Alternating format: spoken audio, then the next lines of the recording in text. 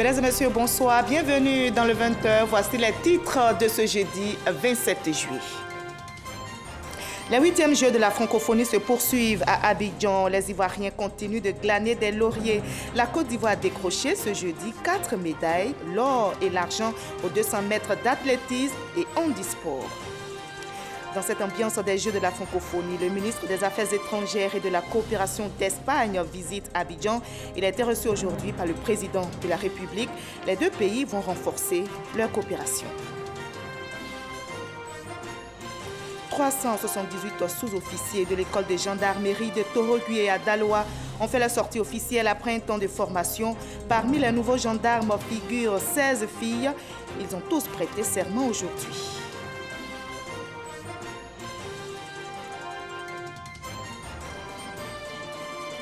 La 10e édition du tournoi de football de la Fondation Children of Africa, dotée de la Coupe Dominique Ouattara, vient d'être lancée. Le but est d'occuper sainement les jeunes pendant les vacances. 55 communes seront en compétition.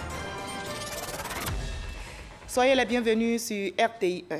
Nous commençons par le stade Félix Houphouët-Boigny où les athlètes ivoiriens ont encore raflé des médailles ce jeudi. Aux 200 mètres d'athlétisme cet après-midi, Uyakofi Wilfried a remporté l'or et Cissé Gay Arthur l'argent. Revoyons ensemble cette course remportée par les Ivoiriens.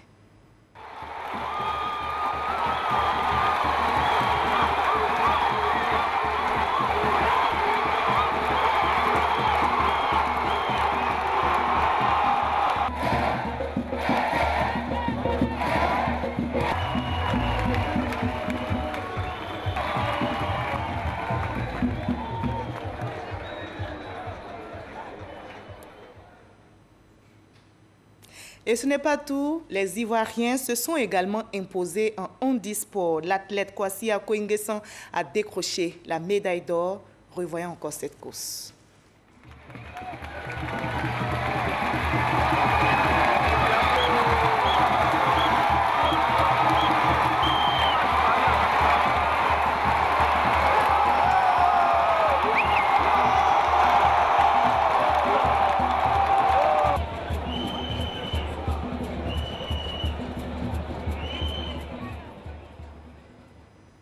Voilà, deux Ivoiriens à la tête de cette course que nous venons de voir. Et il n'y a pas que le sport à ces 8e Jeux de la francophonie. On note également des compétitions culturelles. Et les Ivoiriens ont décroché des médailles dans ces concours culturels. Et nous en parlerons dans quelques instants seulement avec notre confrère qui était sur place, Serge Koléa. Dans cette ambiance des Jeux de la francophonie à Abidjan, le ministre des Affaires étrangères et de la coopération d'Espagne visite la capitale économique ivoirienne. Il a été reçu aujourd'hui même par le président de la République. Au cœur des échanges, le renforcement de la coopération Côte d'Ivoire-Espagne. Le reportage de Viviane Aimé. Les relations de coopération entre l'Espagne et la Côte d'Ivoire devraient être plus denses que ce qu'elles sont pour l'heure, a observé le ministre des Affaires étrangères et de la coopération de l'Espagne, Alfonso Dastis, lors de l'audience que lui a accordée le président de la République Alassane Ouattara au palais présidentiel. Ma visite a l'objectif de réanimer, de relancer ces relations-là. Maintenant, on a le potentiel. Et j'ai communiqué à M. le Président que l'Espagne, demain, va approuver un plan d'annulation et de conversion de la dette qui devrait ouvrir la voie à une coopération économique, financière, commerciale importante entre nos deux pays. Et mon collègue et moi-même, on lui a aussi fait part du mémorandum de coopération politique que nous venons de signer. Je crois que maintenant, on a tous les moyens et tous les dispositifs pour avoir les relations que deux pays comme les nôtres peuvent jouir et bénéficier dans l'avenir. 5e économie de l'Union européenne, l'Espagne, pays industrialisé, affiche un dynamisme de sa croissance économique, considérée comme l'une des plus fortes aujourd'hui au sein de l'Union européenne. Après la présidence de la République, le ministre des Affaires étrangères et de la coopération d'Espagne s'est rendu à la primature. Il a eu un entretien avec le Premier ministre Amadou Gon Coulibaly. L'Espagne et la Côte d'Ivoire, je rappelle, envisagent de renforcer leur coopération dans divers domaines. Et le Premier ministre Amadou Gon Coulibaly était hier dans les locaux de l'immeuble Siam au Plateau pour visiter le nouveau secrétariat d'État en charge du budget et du portefeuille de l'État, mais surtout pour partager la vision du travail attendu, comme nous l'explique Alexis Ouedraogo. Immeuble Siam au Plateau, 16h ce mercredi. Le Premier ministre, ministre du budget et du portefeuille de l'État, Amadou Gon Coulibaly, visite le secrétariat d'État sous sa tutelle. Le chef du gouvernement veut insuffler la dynamique d'un travail structuré et efficace au service des populations. Réunis pour la rencontre, les régies et sociétés d'État présentent leurs missions et objectifs. Globalement, il s'articule autour du renforcement de la mobilisation des ressources et de la nécessité d'une plus grande maîtrise des dépenses afin de nous permettre de respecter les objectifs budgétaires pour l'année 2017. Pour le Premier ministre Amadou Gon Coulibaly, il est désormais important d'accélérer les réformes et renforcer l'encadrement des services publics. Nos efforts individuels et collectifs pour relever l'ensemble de ces défis devraient contribuer donc à la mise en œuvre de l'ambition du gouvernement de maintenir une croissance économique qui soit forte, durable et de plus en plus inclusive. Dans ce sens, l'accélération des réformes pour une administration performante est indispensable. Et ceci pour accompagner le secteur privé donc dans son rôle principal, donc, qui est le moteur donc, de la croissance donc, économique. Amadou Gon Coulibaly a invité chacun des acteurs du milieu à faire bloc autour du président Alassane Ouattara pour qu'aboutisse sa vision de développement pour la Côte d'Ivoire. C'est fait, la 10e édition du tournoi de football de la Fondation Children of Africa, dotée de la Coupe Dominique Ouattara, vient d'être lancée. Le but est d'occuper sainement les jeunes pendant ces vacances. 55 communes seront en compétition. Thomas Kessambi nous en dit plus. La présentation des trophées, ballons et autres jeux de maillot. Des compétiteurs au regard plein de désir portés sur ces récompenses, des invités de la Fondation Children of Africa qui répondent présents. Bref, tout était réuni ce 27 juillet pour lancer en fanfare la 10e édition de ce qui est désormais une institution, le tournoi de football de la Fondation Children of Africa, doté de la Coupe Dominique Ouattara, première dame de Côte d'Ivoire. Et les privilégiés de ce rendez-vous, ce sont bien ses enfants. Maman Dominique Ouattara, merci de nous montrer par vos actions la voie du succès, tout en semant dans nos cœurs la joie. Mais aussi les maires des communes inscrites à cette édition. Le football fait rêver. Nos enfants, vos enfants, veulent tous devenir des Drogba Didier, des Yaya Touré. Madame la Présidente, votre initiative rend ce rêve possible. Sollicité en ces temps de 8e jeu de la francophonie, le ministre des Sports et des Loisirs a tenu à répondre présent, lui aussi. Madame la Première Dame, mon souhait ultime, et je pense que c'est le vôtre aussi, c'est que tous les enfants du monde, et en particulier ceux d'Afrique, puissent être en bonne santé, qu'ils puissent avoir accès à la pratique des activités physiques et sportives, afin qu'ils puissent être la force de l'Afrique et de la Côte d'Ivoire. Merci, Madame la Première Dame, pour toutes vos actions.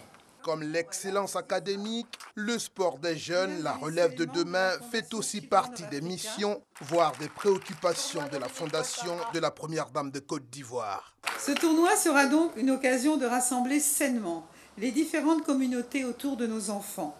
Mon souhait est qu'il se déroule dans un esprit de paix, de discipline, de partage et d'amour. Par ailleurs, je reste convaincue qu'à travers cette compétition, de nombreux talents seront révélés à travers le pays pour être demain nos nouvelles stars internationales du football. Plus de 23 millions de francs CFA à gagner au bout du compte. Les couleurs de ce que sera cette 10e édition sur les différents terrains sont ainsi données dans le jardin du siège de la Fondation Children of Africa. La commune du Plateau va abriter bientôt un grand centre d'affaires baptisé Renaissance Plaza. Les travaux vont démarrer. Le vice-président Daniel Kablan-Duncan a donné le coup d'envoi des travaux de construction aujourd'hui et ils prendront fin en 2019. Coût de l'ouvrage, 40 milliards de francs CFA. Mama Traoré à Ouattouri. C'est un projet ambitieux situé en plein cœur d'une commune présentée comme la vitrine d'un pays candidat à l'émergence. Ainsi se présente le futur centre d'affaires baptisé Renaissance Plaza dans la commune du Plateau. Pour sa première phase, ce sera une tour de 15 étages et un complexe commercial qui verront le jour en 2019. En tout, 40 milliards de francs CFA d'investissement déjà mobilisés grâce à un partenariat public-privé conduit par la mairie du Plateau. Ça permet à notre commune d'avoir des actifs qui vont lui permettre de développer ce prochain projet. Et c'est la raison pour laquelle nous avons fait la notation financière avec des cabinets qui ont évalué notre capacité à gérer et à financer des projets. On a eu une bonne note, B+, je crois, qui est une note importante pour une collectivité locale. Après Dakar, c'est la seule à être notée par les institutions financières. La Côte d'Ivoire, c'est une des économies ouest-africaines plus importantes, plus excitantes. Et en fait, c'est une locomotive de la croissance régionale. Et on trouve des conditions, surtout avec notre partenariat qu'on a formé ici au Plateau, une opportunité de faire un investissement important dans ce projet impressionnant. Faire du Plateau une commune moderne, durable et connectée avec la réalisation de projets structurants. Cette ambition portée par la mairie du Plateau est soutenue par le gouvernement ivoirien. Selon le vice-président Daniel Kablan-Duncan, l'idée est de donner une véritable cure de jouvence à la Cité des Affaires. Le gouvernement, sur l'instruction du président de la République, son Excellence M. Alassane Ouattara, a entrepris la réalisation de plusieurs projets pour l'aménagement du Plateau dans le cadre de partenariats publics et privés. Entre autres projets, la construction et l'exploitation de la place de la Nation et du Times Square, mais aussi la rénovation et l'exploitation de l'immeuble La Bis ici, la réalisation de la bibliothèque de la Renaissance africaine sur le site actuel de la direction des examens et concours, la DECO, mais aussi la construction de l'hôtel Hilton, Parc Hayat de 5 étoiles sur le site de l'AIP, Agence ivoirienne de presse, la réhabilitation et l'exploitation de l'immeuble de la Pyramide, mais aussi l'aménagement de la baie de Cocody qui est actuellement en cours. Il ne fait donc aucun doute que le futur centre d'affaires dont nous marquons aujourd'hui le go, donc le départ pour la réalisation, vient combler des besoins importants d'espace à usage de bureaux au Plateau. Cette initiative novatrice pour les collectivités locales de notre pays s'inscrit dans le cadre d'un programme plus large de revitalisation du Plateau. Elle contribuera non seulement à embellir la capitale économique de notre pays, mais également à créer 1000 emplois. Pour les prochaines phases, il est prévu la construction d'un complexe hôtelier de haut standing et d'un parking de 700 places. Chacun de ces ouvrages va coûter 15 milliards de francs CFA, soit un investissement global de 70 milliards de francs CFA pour la réalisation du centre d'affaires Renaissance Plaza. Nous partons maintenant pour Torogué à Daloa où 378 sous-officiers de l'école de gendarmerie ont fait la sortie officielle après un temps de formation. Parmi les nouveaux gendarmes figurent 16 filles. La double cérémonie de baptême, de promotion et de prestation de serment a eu lieu aujourd'hui. Le compte rendu d'Abou Sanogo dans nos prochaines éditions. On passe maintenant au 8e jeu de la francophonie. Les compétitions se poursuivent à Abidjan. Le ministre de la Communication, de la Poste et de l'économie numérique, Bruno Koné-Nabagné, a visité aujourd'hui les différents sites de jeu et il a salué la bonne organisation, mais surtout félicité les équipes de RTI mobilisées pour la retransmission de ce grand événement. Herman Niamien. À quelques jours de la fin des 8e Jeux de la francophonie en terre ivoirienne, les choses se passent bien. Athlètes et visiteurs sont unanimes. Rien n'a signalé sur l'organisation. Les retransmissions se déroulent comme prévu. Satisfait de ces échos, Le ministre de la Communication, de l'économie numérique et de la Poste décide d'effectuer une visite sur les différents sites. Première étape, le parc des sports de Treichville où se trouve une équipe de retransmission de la RTI. Accueilli par le directeur général de la RTI et ses collaborateurs, Bruno Nabagné-Kone a pu se rendre compte du travail abattu par les équipes. Après le parc des sports, le cap est mis sur le palais de la culture. Le directeur général de la RTI, satisfait de cette visite de la tutelle, se dit cependant concentré sur son objectif, celui de terminer la couverture des 8e Jeux de la francophonie sans la moindre erreur. Nous avons convenu avec les agents que nous allons d'abord nous concentrer à produire ces jeux jusqu'à dimanche et ensuite nous allons nous retrouver la semaine prochaine pour pouvoir partager ensemble les fruits de tout cet effort. Mais pour l'instant, nous restons concentrés et mobilisés jusqu'à dimanche. Nous sommes pratiquement à la fin de ces jeux. Ces jeux se sont très bien déroulés jusqu'à maintenant sur tous les plans. L'engouement populaire est là. Les résultats sportifs sont à bon niveau et aujourd'hui l'appréciation au plan national, au plan international est bonne. Donc nous avons tenu à venir féliciter les équipes qui permettent aujourd'hui à ces jeux d'être vus dans le monde entier. Il y a 500 millions de personnes aujourd'hui qui regardent ces jeux dans le monde entier. Et cela a été rendu possible par les capacités techniques des Ivoiriens, donc des équipes de la RTI. Nous avons donc tenu à venir féliciter ces équipes, à venir les encourager, leur dire merci pour tout ce qui a été fait et leur montrer que leur travail n'est pas vain parce qu'aujourd'hui, ce travail permet à la Côte d'Ivoire de rayonner dans le monde entier. Les 8e Jeux de la francophonie Abidjan 2017 s'achèvent ce dimanche 30 juillet. La RTI a déployé les grands moyens pour assurer une bonne couverture de cet événement. Les Jeux se poursuivent et les Ivoiriens continuent de rafler des médailles. À 3 jours de la fin des compétitions, la Côte d'Ivoire, notre pays, totalise 13 médailles, 5 or, 6 en argent et 2 bronzes. Et justement, pour parler de cette moisson ivoirienne à ces Jeux, je reçois Serge Koléa, notre confrère, journaliste à la rédaction de RT1. Bonsoir Serge. Bonsoir Marie-Laure. Alors, 13 médailles pour les Ivoiriens à J-3 de la fin des compétitions. Comment jugez-vous cette moisson? Alors déjà, on peut dire que c'est une moisson assez fructueuse. La Côte d'Ivoire, qui est pays hôte de ces Jeux de la francophonie et qui déjà, à mi-parcours, a déjà glané assez de médailles. On va dire tout simplement, pour faire la comparaison, qu'à Nice, en 2013, la Côte d'Ivoire, pour toute la compétition, a glané que 6 médailles. 6 médailles pour toute la compétition. Mais ici à Abidjan, en seulement 5-6 jours, la Côte d'Ivoire a déjà 13 médailles. Donc 7 de plus. 7 de plus. Et ce n'est pas encore terminé. Ce n'est pas terminé. On aura encore d'autres médailles, ça c'est sûr. Et c'est dire tout simplement la détermination de nos athlètes et surtout de nos différents artistes qui sont en compétition. Au niveau du sport, justement, la Côte d'Ivoire a décroché 4 médailles aujourd'hui, l'or et l'argent en athlétisme et handisport. On va revivre ensemble cette course et revenir sur notre plateau. Dans la dynamique impulsée par le relais 4 x 100 mètres et ses 2 médailles d'or, le sprint ivoirien s'est à nouveau illustré cette fois dans la finale du 200 mètres hommes. Avec une course bien assurée, Kofi Uah-Wilfried domine de bout en bout ses adversaires avant de finir en tête avec un chrono de 20,73 suivi de son compatriote Cissé Gueux Arthur en 20,93. Mouton Bastien de la Suisse complète le podium. L'autre Ivoirien de cette finale, Chambi Chan, est passé à la trappe en terminant 7e. Chez les dames, déception également pour Mireille Gaha qui termine 4e derrière Natacha Ngoy du Congo, Sarah Akio de la Suisse et Naomi Wadenbrock de la Wallonie-Bruxelles. Au handisport, catégorie T46, l'espoir de médaille ivoirien Kwasi Akwe Nguessan assume son statut de favori.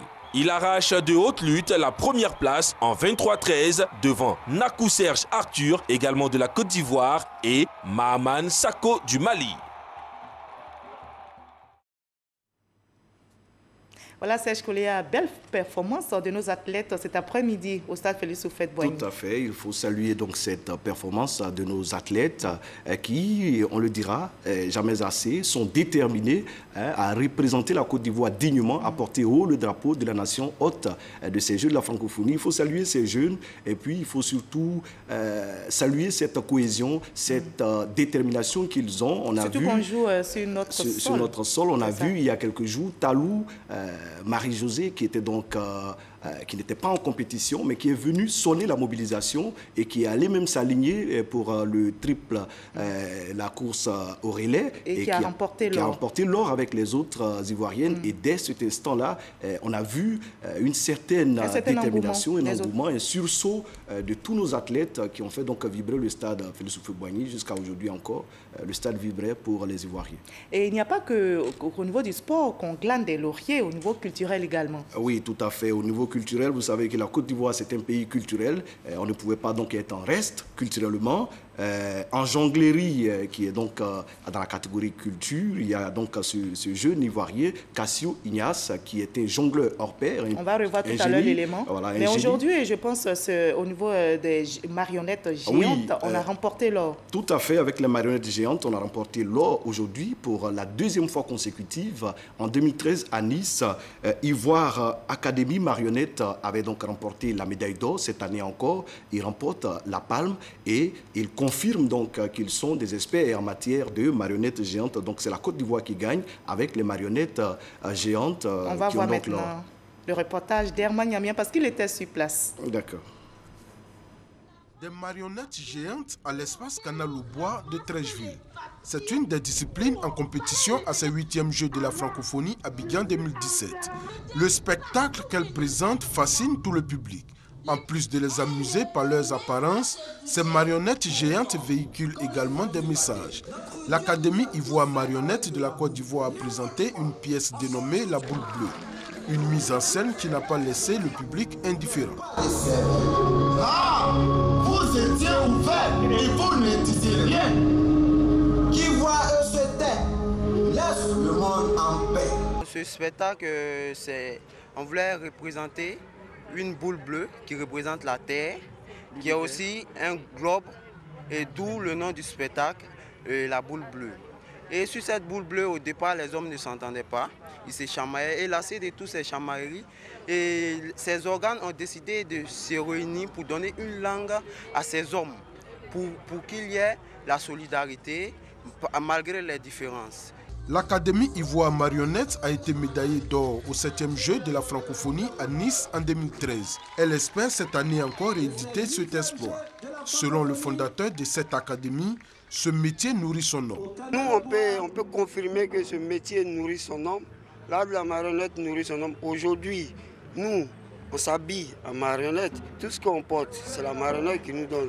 On a un véhicule, c'est la marionnette qui nous a fait avoir ça. Donc, cet art nourrit son homme. Outre l'Académie Ivoire Marionnette, était aussi en compétition la compagnie Mamessi du Cameroun, la compagnie Nama du Mali et le collectif Pi du Canada. C'était une adaptation de l'histoire de Pi, plus connue sous la traduction L'Odyssée de Pi. Peut-être vous avez vu le film, oui. Alors c'est un auteur canadien qui s'appelle Yann Martel. C'est son roman. Alors on est parti de ça pour adapter et en faire une courte pièce, le plus schématisé possible de cette histoire. Au résultat final, après le passage du groupe B le lendemain, c'est la Côte d'Ivoire qui remporte la médaille d'or avec l'Académie Ivoire Marionnette, comme elle l'a souhaité. Voilà, la Côte d'Ivoire s'est imposée dans cette discipline. Au total, au niveau culturel, il y a combien de disciplines, Serge Collier? Alors au total, au niveau culturel, on va dire une dizaine de disciplines. On ne va pas les citer tous, mais on sait qu'il y a le conte, il y a la chanson, il y a la danse de création.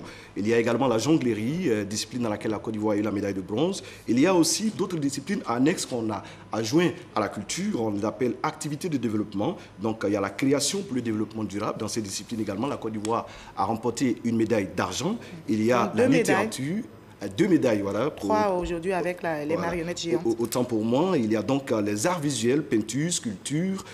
Au total, une bonne dizaine de disciplines culturelles qui sont en compétition et qui sont donc sur les différents sites, aussi bien au Palais de la Culture de Trècheville qu'à la Bibliothèque nationale et puis à l'espace Canal au Bois de Trècheville.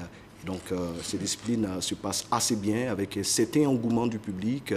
On va dire que ça se passe dans une très belle ambiance. Et il y a une très belle ambiance aussi au niveau du village des Jeux de la francophonie. Oui, tout à fait. La culture ivoirienne est bien promue. Bien représentée. Vous savez, mettre ensemble 4000 athlètes dans un espace, c'est un véritable moment de brassage, de diversité culturelle. On a des Ivoiriens, on a des francophones venus de tout le monde entier et ça bouillonne de culture dans cet espace. Et la Côte d'Ivoire, bien évidemment, profite justement pour faire valoir sa culture. On nous dit, et nous étions dans ce village, et on nous dit que la plupart à Trècheville, au village qui est donc basé à l'INJS, on nous a même dit, après les interviews qu'on a eues, à Makori, les interviews qu'on a eues, on nous dit que la plupart des athlètes présents sont tombés sous le charme du nouchi, le argot ivoirien, et tout le monde se débrouille pour dire un petit mot nouchi ivoirien. Et faro même, je pense qu'ils vont partir avec voilà, le mot faro d'Abidjan. Le mot faro, le mot aquaba, et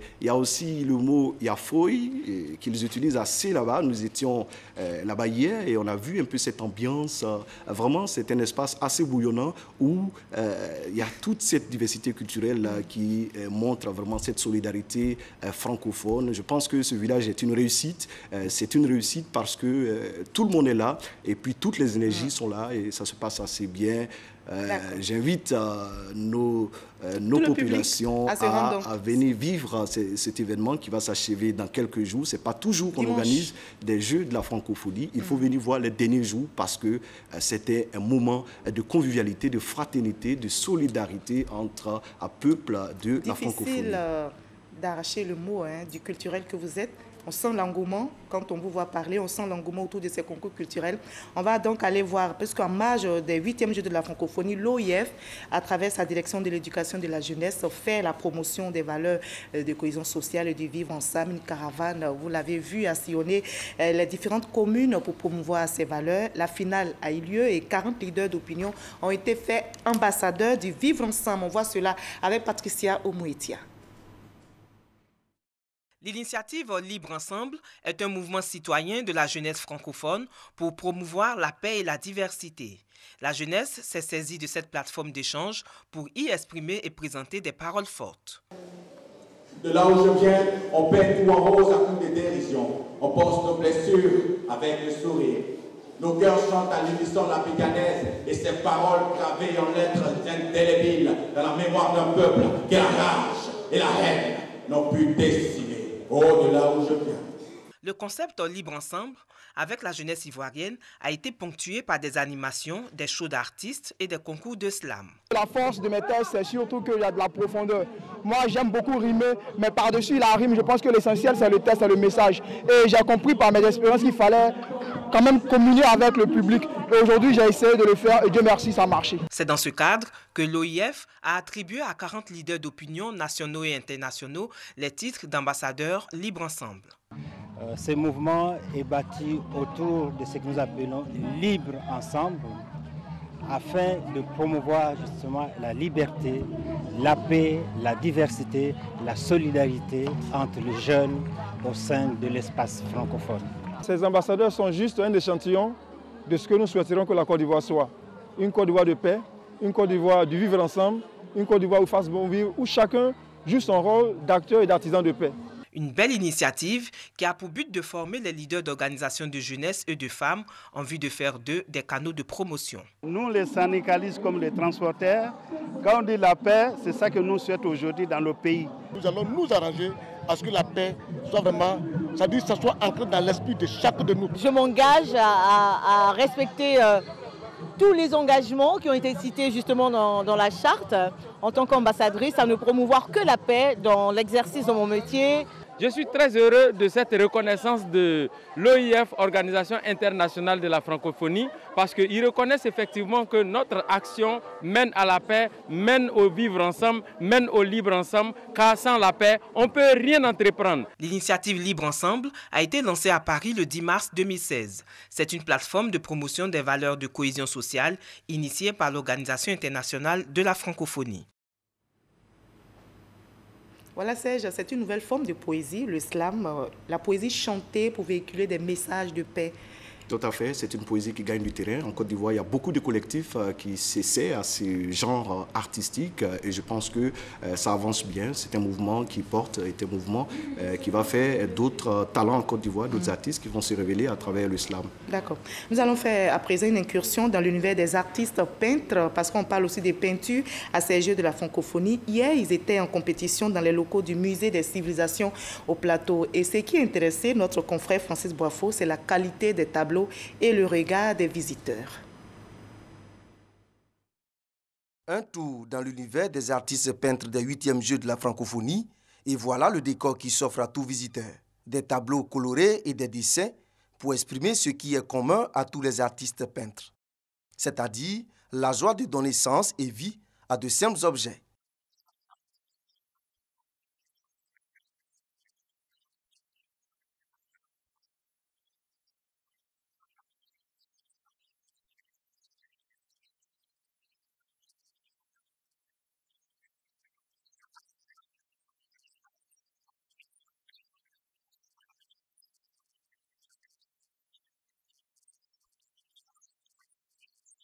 Pinceaux, peintures, morceaux de carton ou de journaux, de la colle forte. L'essentiel pour l'artiste, c'est le message qu'il veut véhiculer à travers sa toile. Alors cet oiseau est décortiqué en deux parties. Il y a une partie en mosaïque avec des collages qui pour moi, ça exprime le désespoir.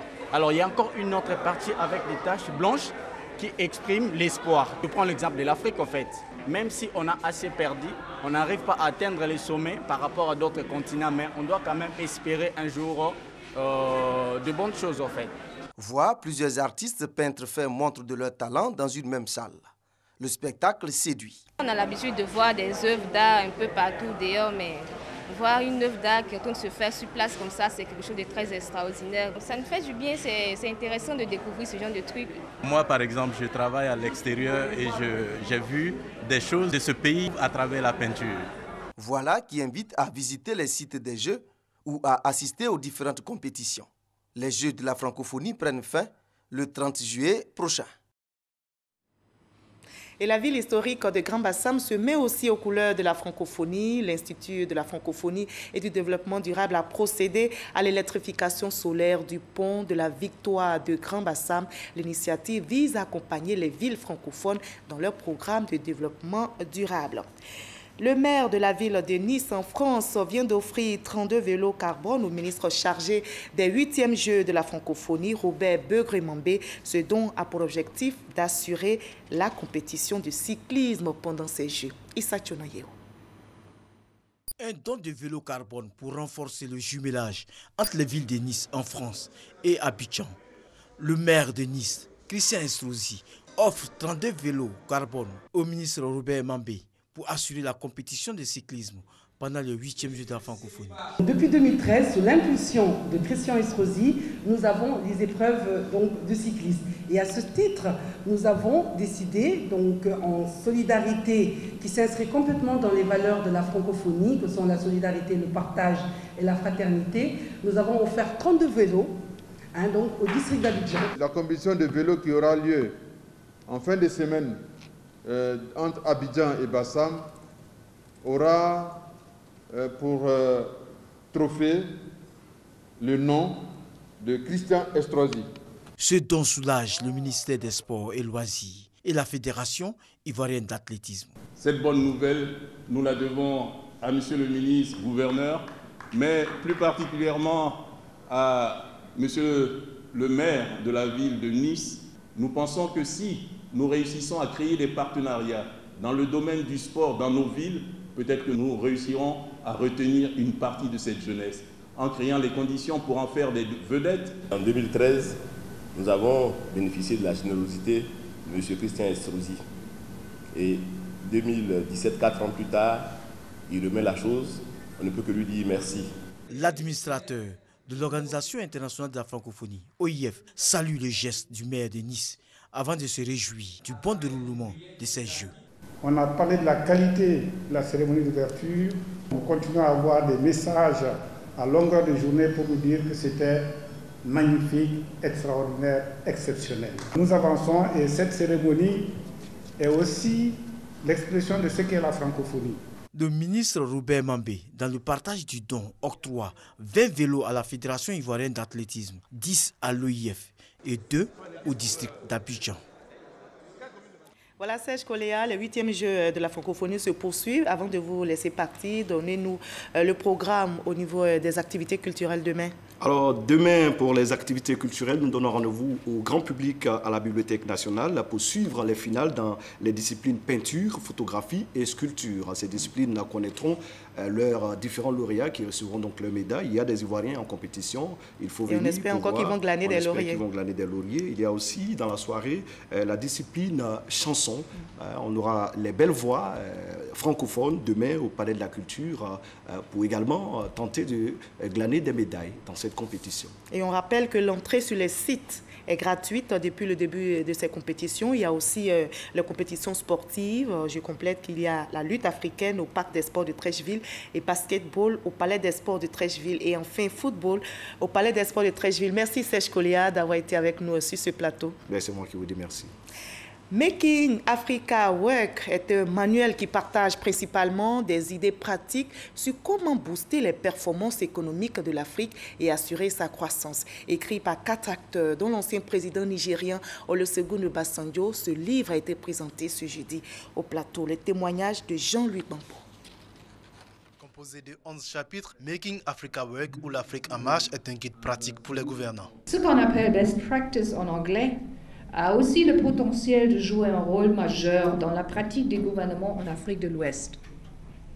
Ce livre s'adresse maintenant aux leaders politiques et aux leaders économiques.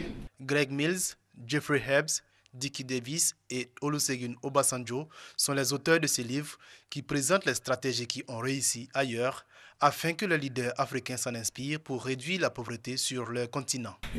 Il y a une nécessité de passer à l'action. Et l'Afrique aujourd'hui n'est pas au stade où elle est. Et c'est l'une des raisons pour lesquelles nous avons décidé de compiler ces bonnes pratiques et d'en faire un livre. Représentant le président de la République Alassane Ouattara à cette cérémonie, le ministre de la Culture et de la Francophonie souhaite que toutes les couches de la société ivoirienne s'approprient ce livre. Nous souhaitons que ce livre, qui est un manuel pédagogique pour que l'Afrique aille mieux, soit lu par tous les leaders. Il a été dit que quand on veut cacher un secret aux Noirs et aux Africains, il faut le mettre dans un livre. J'espère que les Noirs et les Africains découvriront ce secret qui est caché dans ce livre. La cérémonie de présentation a été également l'occasion pour les auteurs d'échanger avec le public. Un public qui accueille avec beaucoup d'optimisme la sortie de cet ouvrage. Au-delà du livre, c'est une manière, c'est un processus, c'est une démarche scientifique, une démarche assez précise pour sortir de la léthargie dans laquelle baigne l'Afrique. Après le Bénin, la Côte d'Ivoire est le deuxième pays en Afrique francophone à accueillir les auteurs de Making Africa Work qui vont sillonner le continent pour présenter cet ouvrage. C'est tout pour ce 20h. Merci à vous tous de votre aimable attention. À demain, à la même heure.